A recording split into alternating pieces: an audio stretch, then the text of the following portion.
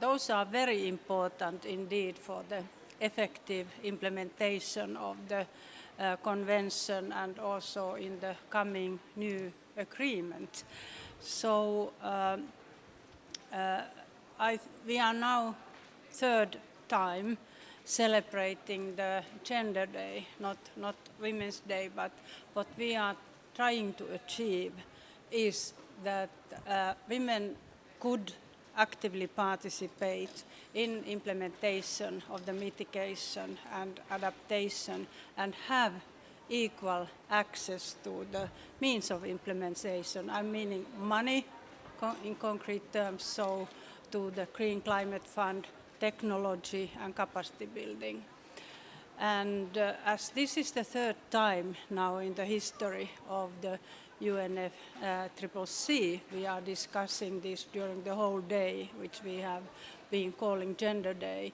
So I have seen a historic development of awareness. Never ever have so many interesting events being organized and halls being completely packed, warm and compact, so that now this message on the importance of women's participation in all climate decision making is really getting through. And we got also improvement of the concrete work here during last week when the subsidiary body for implementation took a very important concrete decision on Lima work program on gender. So now all the activities were framed and got to the level like Nairobi work program or least developed countries work program. And that work program is very, very rich indeed. It includes in-session workshops, first one on mitigation and technology from the gender point of view in 2015, and the second one on adaptation and capacity building 2016. Further training, awareness raising of all delegates, and then in particularly capacity building of the least developed countries or female delegates on negotiating skills. And then also strengthening of the focal point, gender focal point, and developing of gender guidelines. So these are the elements. And so we are very pleased of these practical steps. But I have to confess that at the same time we are extremely disappointed that because of opposition of one delegation only, we got a lot weaker paragraphs or confirmation on promoting gender equality within our work. So it is now included in 2 paragraphs, but it was much stronger crossing throughout the decision. But it is in the text, and we will continue our cooperation on this because we are now negotiating in the ADP the elements of the coming agreement, and it will be extremely important to get gender equality and gender sensitive climate policy there as a cross-cutting issue covering all the relevant activities of the new agreement.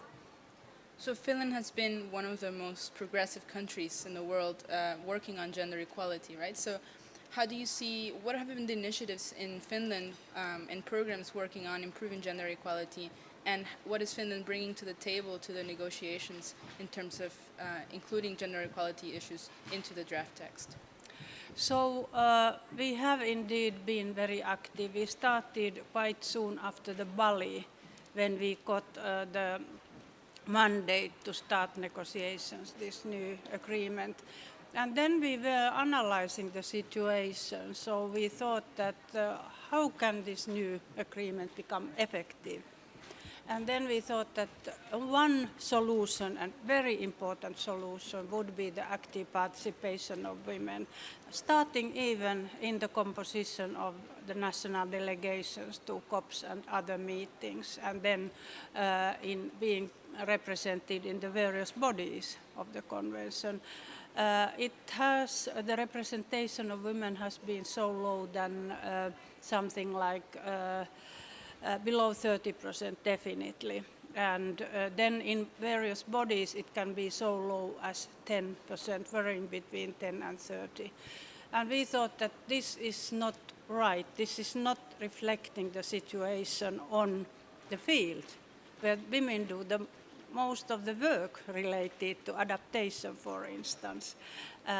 In Africa, other developing countries, women take care of agriculture and water resources, and those are the main fields for adaptation.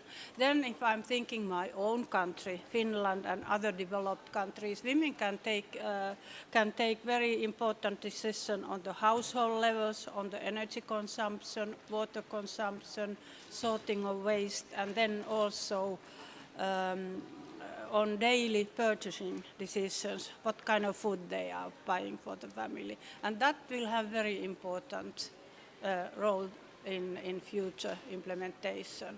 So women will be very powerful actors, and that is our contribution. So we have experienced this in our own daily work in Finland, where the women have been very well educated.